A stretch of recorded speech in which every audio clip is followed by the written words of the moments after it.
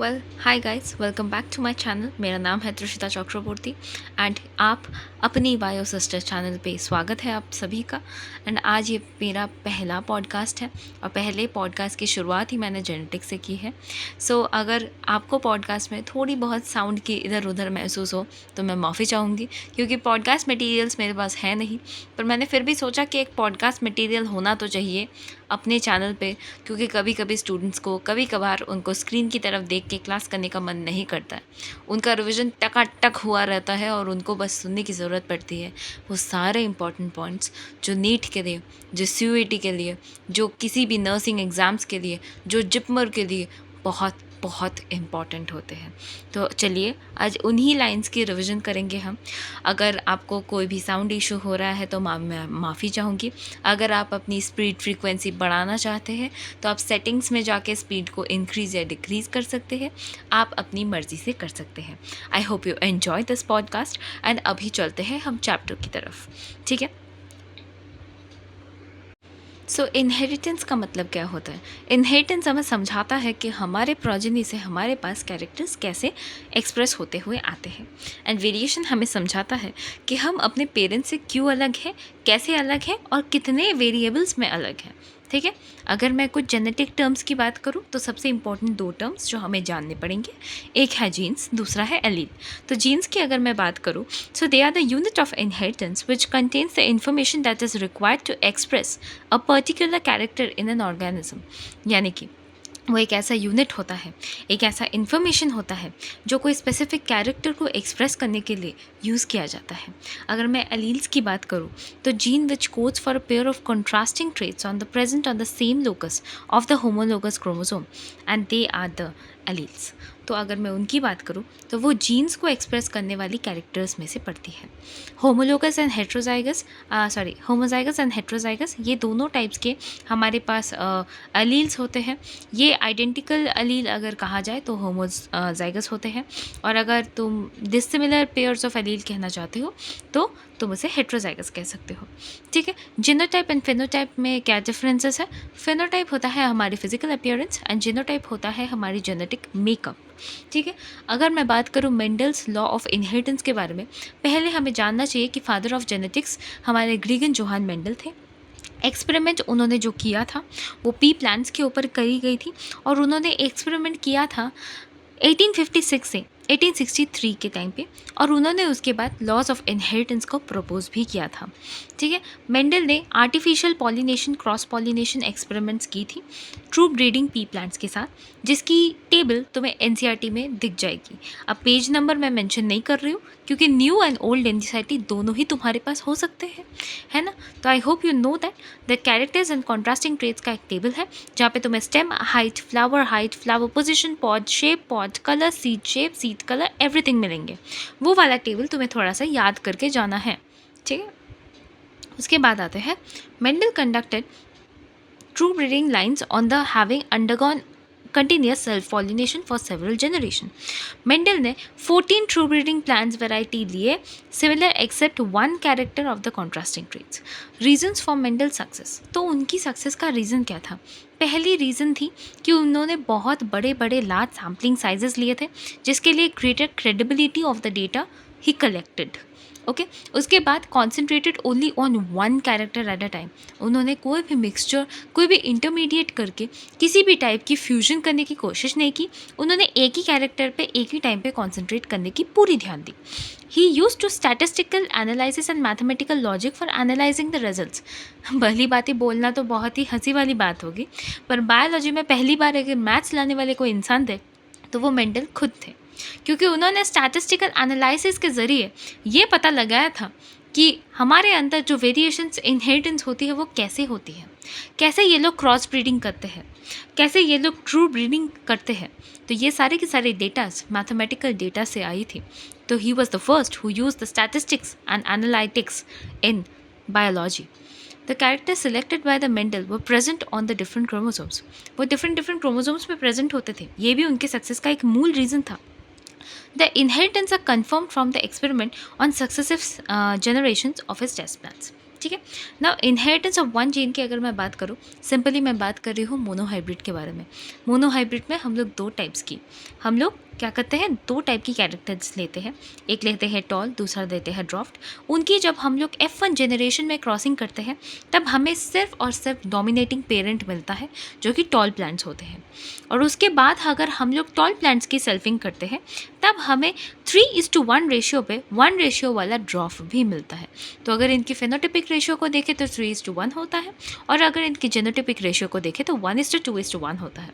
तो यहाँ पे मेंडल ने अपनी पहली लॉ को लॉन्च किया, लॉ ऑफ डोमिनेंस को। उन्होंने कहा कि characters are control by the discrete units, जिसको हम लोग फैक्टर कहते हैं, और यही फैक्टर्स आज के दिन पे जीन्स नामक जाने जाते हैं। ठीक है, and factors occurs in pair में होते हैं सारे के सारे फैक्टर्स। और ये जो क्रॉस ब्रीडिंग हो रही थी ये पुनेट स्क्वायर की हेल्प से किया गया था। पुनेट स्क्वायर की डेफिनेशन जानना इतना इम्पोर्टेंट नहीं है, ये इतना लाजमी क्वेश्चन नहीं आता है तुम्हारे नीट में या तो किसी और कॉम्पिटिटिव एग्जाम पे, पर जो इन्फॉर्मेशन मैं देती जा रही हूँ वो काफ़ी ज़्यादा इंपॉर्टेंट है। ठीक है, in a similar dissimilar of the factors one members of the pair dominates and other recessive. यानी कि यहाँ पे ऐसी क्रॉसिंग के केस में F1 जनरेशन में हमें एक पेरेंट डोमिनेंट दिखता है और दूसरा रिसेसिव एक्सप्रेस नहीं होता है। पर अगर हम लोग फिर से सेल्फिंग करते हैं इन दोनों की, अगर मैं F1 जनरेशन को फिर से सेल्फिंग करूँ तो मुझे रिसेसिव वाला भी मिल सकता है। So a modified allele is a mutant allele which contains responsible for the production of the less efficient enzymes और द नॉन फंक्शनल एंजाइम्स और no enzymes, thus it will be a recessive allele. अगर मैं law of segregation की बात करूँ, ये purity of the gametes के लिए दी गई थी। This law is based on the fact that alleles do not show any blending. वो कभी भी ब्लेंड नहीं करता है, वो कभी भी मिक्स नहीं हो जाता है, इंटरमीडिएट प्रोडक्ट्स नहीं देते हैं वो। ठीक है, the both the characters are recovered as in the F2 generation. तुम्हें वो सारे के सारे कैरेक्टर्स F2 जनरेशन में रिकवर्ड तरीके से दिख जाएंगे। उनके अंदर कोई ब्लीडिंग नहीं होती, उनके अंदर कोई इंटरमीडिएट नहीं होती है। बार बार याद रखना कि उनकी कोई भी इंटरमीडिएट प्रोडक्ट नहीं होती है। ठीक है, through the parents control the two alleles, two gametes formation, the factors or the alleles or the pairs segregate from each other such that the gametes receive only one of the two factors. Thus the gametes are always pure. यहाँ पे सारे के सारे gametes pure है, इनके अंदर कोई intermediate है ही नहीं, ये कोई blending कभी show करते ही नहीं है। ठीक है, तो 3:1 is the ratio obtained in the F2 is mainly due to the segregation, although that is the role of dominance also. ठीक है, तो इसके बाद हम लोग आते हैं derivations of the Mendel's law. यानी कि मेंडल्स लॉ ने जो हमें कहा था लॉ ऑफ डोमिनेंस के बारे में, उसे गलत प्रमाण करने के लिए भी हमारी नेचर रेडी थी। उन्होंने हमारे सामने एक ऐसा प्लांट रख दिया जिसका नाम था मिराबिलिस जुलापा। ये प्लांट खोज की थी कार्ल कोरेंस ने 1903 में। अब इस प्लांट की गुना क्या थी? भाई जी गुना कुछ नहीं थे। ठीक है, गुना कुछ नहीं था उसका। उसने बस क्रॉस ब्रीडिंग करते वक्त देखा था कि रेड और वाइट फ्लावर्स का जब क्रॉस ब्रीडिंग किया जा रहा है तब उसकी F1 जनरेशन में पिंक आ रहा है, हालांकि डोमिनेंट आना चाहिए था। याद करके देखिए कि लॉ ऑफ डोमिनेंस ने हमें क्या कहा था कि F1 जनरेशन में जो डोमिनेटिंग होगा, जो डोमिनेटिंग जीन होगा वही एक्सप्रेस होगा, पर इस केस में तो इंटरमीडिएट प्रोडक्ट बन गए। यानी कि हमारा law of dominance and law of segregation इस केस में लागू नहीं होता है। ये एक बहुत ही अलग केस है जिसे हम लोग इनकम्प्लीट डोमिनेंस के नाम से भी जानते हैं। When a cross of two breeds is done for one contrasting characters at F1 hybrid phenotype does not resemble either two parents and was in between the two incomplete dominants. जैसे कि example के तौर पे अगर मैं ले लूँ तो इस मिराबिलिस जुलापा को हम लोग एज एग्जाम्पल ले सकते हैं, या तो हम लोग इसे डॉग फ्लावर या तो स्नैपड्रैगन प्लांट्स भी कह सकते हैं। यही ऐसे प्लांट्स होते हैं जो ये वाली जनरेशन शो करते हैं कि F1 जनरेशन में उनकी इंटरमीडिएट प्रोडक्ट होती है, यानी कि पिंक कलर के फ्लावर्स होते हैं। और जब हम लोग पिंक कलर के फ्लावर्स को सेल्फिंग करते हैं तब हमारे पास फेनोटाइप आता है 1:2:1, यानी कि रेड 1, पिंक 2 एंड वाइट 1। वही सेम जीनोटाइप के लिए भी आता है, यानी कि एक ऐसा पहला केस है जहाँ पे जीनोटाइप एंड फेनोटाइप दोनों इक्वल अमाउंट में मिल रहे हैं। जी हाँ, ये इक्वल अमाउंट में मिल रहे हैं। ठीक है। वैसे एक डिजीज़ भी होती है जो इनकम्प्लीट डोमिनेंस जैसी ही होती है, इसे हम लोग टे शैच डिजीज़ कहते हैं। ये डिजीज़ भी इनकम्प्लीट डोमिनेंस जैसी ही होती है, ठीक है। तो इसके साथ इनकम्प्लीट का किस्सा ख़त्म हुआ और एक किस्सा हमारे पास आया जिसको हम लोग को डोमिनेंस कहते हैं। कहा जाता है कि कोई डोमिनेंट होता है तो कोई रिसेसिव होता है, पर इस केस ने उसे भी ठुकरा दिया। उसने कहा कि यहाँ पे दोनों ही पेरेंट्स डोमिनेंट हैं, अब तुम क्या करोगे कालिया। तो basically codominance are the alleles are able to express themselves independently in the F1 generation. The best example of codominance is the ABO blood groupings in the humans. The ABO blood group is controlled by gene I. तो ये gene I से control की जाती है। अगर देखा जाए तो आई ए मिलके हम लोग ए ब्लड ग्रुप बनाते हैं, आई बी मिलके हम लोग ए बी ब्लड ग्रुप बनाते हैं, आई ए मिलके भी हम लोग ए बी ही बनाते हैं, पर आई बी मिलके हम लोग बी बनाते हैं। एंड जो हमारे पास स्मॉल आई रहता है, small I into small I बन के हम लोग ब्लड ग्रुप ओ बनाते हैं। देखा जाए तो इन दोनों के अंदर आई ए और आई बी दोनों ही डोमिनेंट है, क्योंकि ये दोनों काम करते हैं। हाँ जी, क्या काम करते हैं? ये शुगर फॉस्फेट को तैयार करते हैं, इसीलिए इनको क्या कहा जाता है?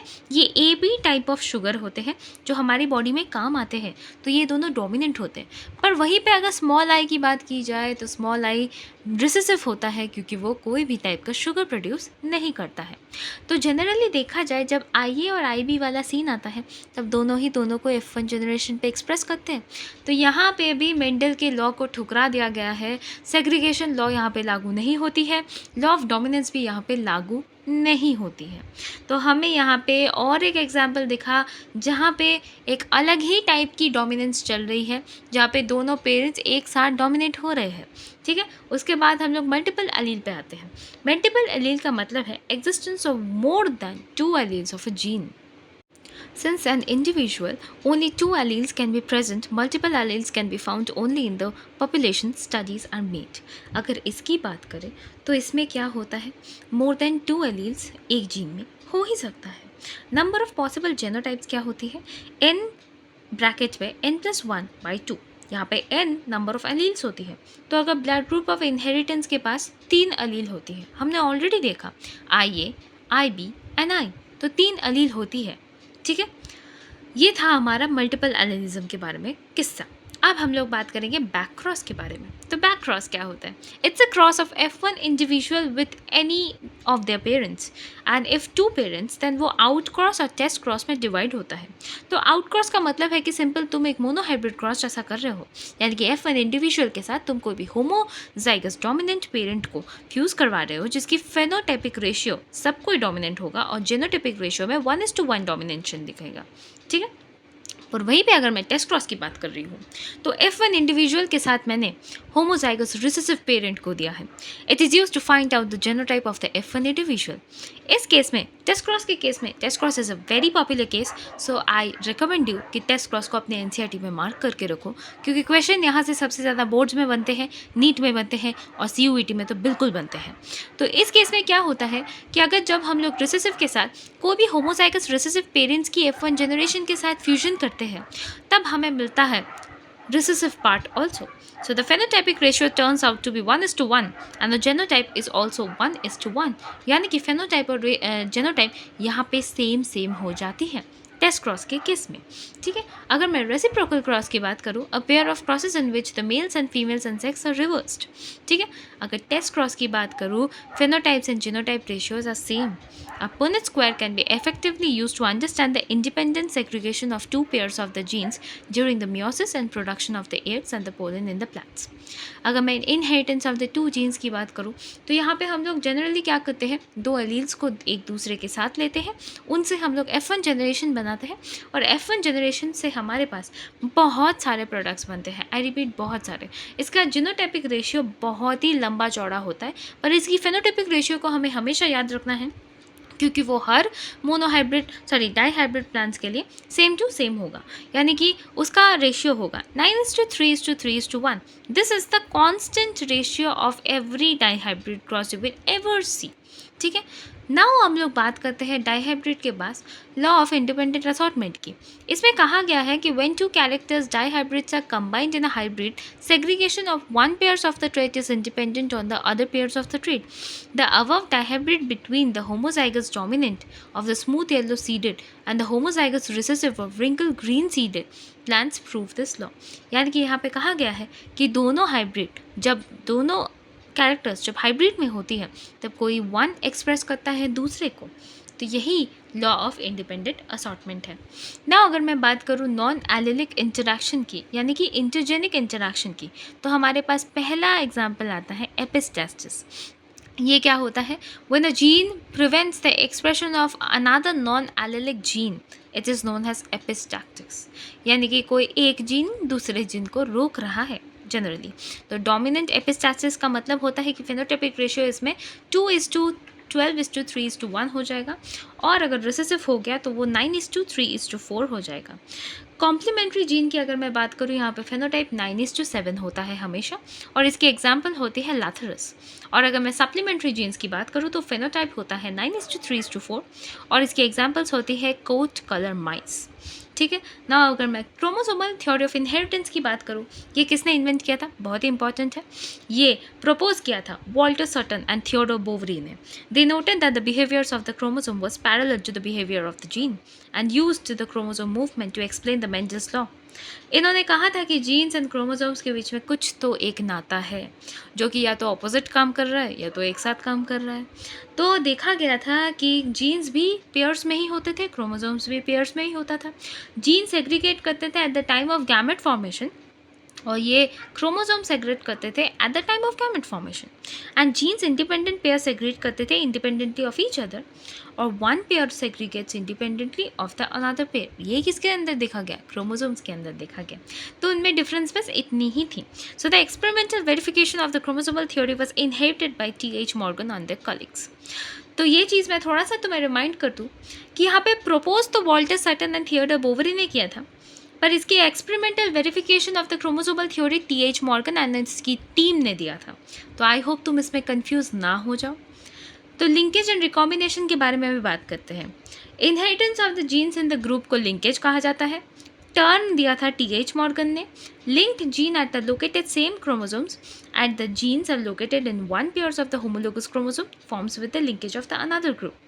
In linkage, the proportion of the parental gene combination are much higher than the non-parental type. The tightly linked gene shows very low recombinant, while the loosely linked gene shows a high recombinant. The linkage may be complete or incomplete. So the percent recombination frequency is proportional to the distance between the gene. The recombination is equal to number of recombinant organisms by the total organisms into 100. 1% of the CO is centimorgan. ठीक है। तो I hope linkage and recombination के बारे में तुम already जानते हो। किस पे किया गया था? जी हाँ, ड्रोसोफिला पे एक बार ट्राई किया गया था। तो इसके बारे में आई होप तुम जानते हो, और मैंने यहाँ पे तुम्हें यूरोक्रोमैटिन एंड हेट्रोक्रोमैटिन के बारे में भी थोड़ा सा एग्जाम्पल दिया है। जी हाँ, बिल्कुल पूरा का पूरा नहीं दिया है, पर उनके जैसे ही मैकेनिज्म दिखने वाले दो चीज़ों का एग्जाम्पल दिया है। ठीक है। उसके बाद आते हैं पॉलीजेनिक इनहेरिटेंस की ओर।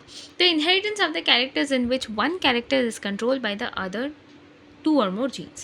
Intensity of the character depends upon the dominant allele, and the dominant alleles are contributory into the another.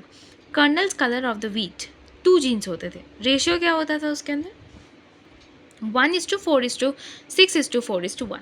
और skin colour of the humans क्या होती थी? 3 जीन्स की होती थी, और उसकी रेशियो होती थी 1:6:15:20:15:6:1। तो अगर मैं प्लियोट्रॉपी की बात करूँ, it's a single gene that exhibits the multiple phenotypic ratio. The underline mechanism of the pleiotropy the underlying mechanism of the pleiotropy in most of the causes effect of a gene of the metabolic pathways which contributes towards the different phenotype. तो इसके examples क्या क्या हो सकते हैं? phenylketonuria caused by the mutation in the genes that goes with the enzyme phenylalanine hydroxylase. ठीक है। अगर मैं सेक्स डिटर्मिनेशन की बात करूँ तो 1891 में Henking traced a specific nuclear structure all through the spermatogenesis. Types of sex determination की अगर बात करूँ, X X X Y sex determination किन किन में होता है, तो बेसिकली एक्स एक्स फीमेल होती है और एक्स वाई मेल होती है, और इस केस में ये ह्यूमंस के केस में सबसे ज़्यादा देखा जाता है। 50-50 चांसेस रहते हैं मेल या फीमेल होने का। ZW फीमेल होते हैं एंड ZZ मेल होते हैं। इनकी सेक्स डिटर्मिनेशन में हम लोग देखते हैं कि ये स्पेशली बर्ड्स में पाया जाता है और ये हेट्रोगैमिक होता है। ठीक है। XX फीमेल होती है, एक्सो मेल होती है, और ये पाया जाता है females in the homogametic and males is the heterogametic. इसके एग्जाम्पल्स होते हैं grasshopper, cockroach, Ascaris and plant like Dioscorea, sinuata, Vallisneria, spiralis. Sorry, my tongue fluttered. Okay, sex determination in humans की अगर मैं बात करूँ, मैंने पहले ही बोल दिया कि इसमें क्या होता है, 50-50 प्रोबेबिलिटी होती है मेल या तो फीमेल होने का। और मैं और एक चीज़ थोड़ा सा याद ऐड करना चाहूँगी कि सेक्स डिटर्मिनेशन के लिए, वेदर इट्स अ बॉय और इट्स अ गर्ल, ये सेक्स डिटर्मिनेशन करने के लिए बेसिकली पापा रिस्पॉन्सिबल होते हैं, मम्मी रिस्पॉन्सिबल नहीं होती है। ये एनसीईआरटी साफ साफ कहता है। तो मैं ह्यूमन रिप्रोडक्शन चैप्टर पे बाय द वे कह दूँ कि ह्यूमन रिप्रोडक्शन का एक बहुत ही खूबसूरत वन शॉट आ चुका है मेरे चैनल पे, specially for the droppers batch. अगर तुमने अभी तक चेकआउट नहीं किया है तो चेकआउट कर लो, क्योंकि वो तुम्हें आई पिन बटन में दिख जाएगा। ठीक है। Sex determination and honey bee की बात करते हैं, थोड़ा सा विस्तार से जानते हैं इसके बारे में। पहली बात तो बताऊं, इनके सेक्स डिटर्मिनेशन को हैप्लोडिप्लॉइड सेक्स डिटर्मिनेशन सिस्टम कहा जाता है। इसमें क्या होता है कि फीमेल्स के पास 32 क्रोमोसोम्स होते हैं, मेल्स के पास 16 क्रोमोसोम्स होते हैं। फीमेल जो होती है वो क्वीन होती है, और क्वीन को किसी भी मेल के साथ मेटिंग करनी पड़ती है। सो बेसिकली फीमेल्स 32 होती है और वो मियोसिस करके 16-16 में डिवाइड कर जाती है। पर 16 तो मेल ऑलरेडी है ही, क्रोमोसोम्स तो उसके पास 16 है ही, तो वो मियोसिस करके अपने आप को 16 ही रखती है। और जब वो 16 मिल के 32 क्रोमोसोम का एक फीमेल बनाती है, तब ये डिपेंड करता है कि अगर वो फीमेल रॉयल जेली को टेस्ट करती है तो वो क्वीन बन जाएगी, और अगर वो ऐसे कोई रॉयल जेली को टेस्ट नहीं करती है तो एक फीमेल वर्कर बन के रह जाएगी। बस इतना ही सिंपल है ये पूरा का पूरा sex determination and honey bee. बहुत ज़्यादा लिखा रहता है पर इतनी ज़्यादा जानने की ज़रूरत नहीं होती है जब तुम्हें समरी में चीज़ बहुत अच्छे से याद हो। ठीक है। तो इंसेक्ट्स के अंदर क्या होता है, genotype of the female XX होता है एंड मेल का XO होता है। ड्रोसोफिला इन ह्यूमंस के अंदर XX होता है एंड XY होता है, एंड बर्ड्स के अंदर ZW होता है फीमेल्स का और ZZ होता है मेल्स का। म्यूटेशन कैसे होती है? म्यूटेशन एक गलती है, एक कला वाली गलती है जो कभी कभार किसी किसी इंसान में देखी जाती है। तो mutation, sudden inheritable change in an organism is known as mutation. तो mutation result in the alternation of the DNA sequence, यानी कि हमारे पास जो ATGC सीक्वेंस है उसमें अगर कोई चेंज आ गई, कोई ऑल्टरनेशन आ गई, कोई ऐड हो गया, कोई सब्ट्रैक्ट हो गया, तो उस केस में म्यूटेशन हो सकता है। और म्यूटेशन का जो रिजल्ट होता है वो कभी भी अच्छा नहीं होता है। Chromosomal mutation of the chromosomes abbreviation. It is due to the structural and numerical changes of the chromosome. Structural changes of the chromosome involve the following type. Deletion, a part of the chromosome is lost in the terminal part from the intercalary part. So example is deletion of a segment of a short fifth pair of the chromosome in a human causes the Cry-Du-Chat syndrome. और अगर duplication हो गया, it occurs in the case of addition of a part of a chromosome. तो इसे हम लोग क्या कहते हैं, दोनों टाइप के जीन म्यूटेशंस कहते हैं। नाउ जीन म्यूटेशन के बारे में अगर मैं बात करूँ, डिलीशन एंड इंसर्शन दोनों ही होते हैं इसमें। वन और more nucleotides are eliminated and segmented on the DNA। और इंसर्शन के केस में क्या होता है, कोई भी न्यूक्लियोटाइड अचानक से ऐड हो जाता है। फ्रेम शिफ्ट म्यूटेशन क्या होता है, बोथ डिलीशन और insertion can be lead to a frame shift mutation. Point mutation क्या होता है, mutation arise due to the change in a single base pair of the DNA। Sickle cell anaemia इसका सबसे best example है। ठीक है। तो हमने ये बात कर ली है टोटली म्यूटेशन के बारे में। अभी बात करते हैं जेनेटिक डिसऑर्डर के बारे में, पर उससे मैं थोड़ा सा तुम्हें पेडिग्री एनालिसिस के बारे में बता दूं कि pedigree analysis of the traits is several generations of the family is known as the pedigree analysis. In the pedigree analysis the inheritance of a particular trait is represented with the family tree over the generation. देखो, अगर recessive हुआ तो तुम्हें family line continue होते नहीं दिखेगी, पर अगर वो डोमिनेंट हो गया तो तुम्हें फैमिली लाइन कंटिन्यू होने पे दिखेगी। ठीक है। इतना तुम्हारे लिए जानना काफ़ी है पेडिग्री एनालिसिस से। अब हम लोग आगे बढ़ते हैं इनहेरिटेंस पैटर्न से, ठीक है। तो ऑटोसोमल डोमिनेंट ट्रेट होते हैं, ऑटोसोमल रिसेसिव ट्रेट होते हैं, एक्स लिंक डोमिनेंट होते हैं, एक्स लिंक रिसेसिव होते हैं, वाई लिंक ट्रेट्स भी होते हैं। तो इतने सारे पेडिग्री एनालिसिस तुम्हें मतलब यहाँ पे दिखने को मिल जाएगा, ठीक है। Now I totally want to talk about Mendelian disorder, which is the most important part of this chapter, क्योंकि क्वेश्चन यहाँ से सबसे ज़्यादा आता है, क्रोमोसोमल डिसऑर्डर से भी क्वेश्चन बहुत ज़्यादा आता है, ठीक है। तो हेमोफीलिया हमारा पहला रॉयल डिजीज़ होता है। ये एक सेक्स लिंक्ड रिसेसिव डिसऑर्डर है। इस डिजीज़ में single protein, this is a part of the cascade of the proteins involve in the clotting of the blood. इसमें क्या होता है, ब्लड क्लॉट नहीं होना चाहता है और ये ब्लीडिंग करवाते ही रहता है, नॉन स्टॉप ब्लीडिंग होती रहती है अगर एक छोटा सा कट भी पड़ गया तो। So it's a heterozygous female for the haemophilia may transmit this disease to her son, यानी कि एक फीमेल कैरियर ही इस डिजीज़ को सन तक पहुँचा सकती है। सिकल सेल एनीमिया की अगर बात करें, ये ऑटोसोमल लिंक्ड ट्रेट है। This defect is caused by the substitution of the glutamic acid by the valine, यानी कि ग्लूटामिक एसिड वैलिन को रिप्लेस कर जाता है somehow in the 6th position of the beta globin chain of the haemoglobin molecule. So the RBC becomes elongated and the sickle cell structure which inhibits the oxygen carrying capacity of the mutant haemoglobin. इससे क्या होता है, this disease is controlled by the HB and HbA. तो HbB heterozygous homozygous dominant normal होता है, heterozygous में क्या होता है, HbA एंड HbS होता है जो कि सिकल सेल ट्रेट को इनहेरिट करता है, एंड होमोजाइगल रिसेसिव के केस में HbS एंड HbS होता है. इसे प्लीज़ याद रखना, कभी कभी इससे PYQ देखे गए हैं. फीनाइल कीटोनुरिया की अगर मैं बात करूँ, this is an inborn error of the metabolism, is also inherited as the autosomal recessive trait. So the affected individual lacks the enzyme that converts the amino acid phenylalanine into tyrosine. तो इसकी वजह से क्या होता है, phenylalanine is accumulated and converted into phenyl pyruvate and the other derivative, जिसके लिए mental retardation होता है और poor absorption of the kidney होती है. Sorry, I don't know why I am stumbling, I think it's my first podcast, that's why I am so much stumbling, I am so sorry, ठीक है. तो इसके बाद मैं बात करने वाली हूँ कलर ब्लाइंडनेस के बारे में, जो कि अगेन एक सेक्स लिंक्ड रिसेसिव डिसऑर्डर है. Due to the mutation in certain genes present on the X chromosome, the color blindness person fails to discriminate the differences between the red and green color. It occurs is about 8% of the males and only about the 4% females because of the genes has led to the red gene color blindness on the X chromosome.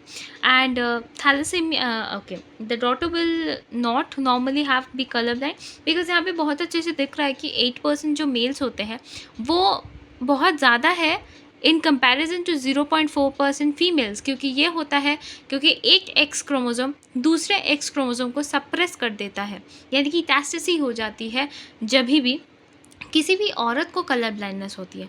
पर अगर किसी भी मर्द को colour blindness हो रही है तो एक्स क्रोमोसोम के अंदर अगर इन्फेक्टेड है तो वाई क्रोमोसोम इसमें कोई भी हेल्प नहीं कर सकती है.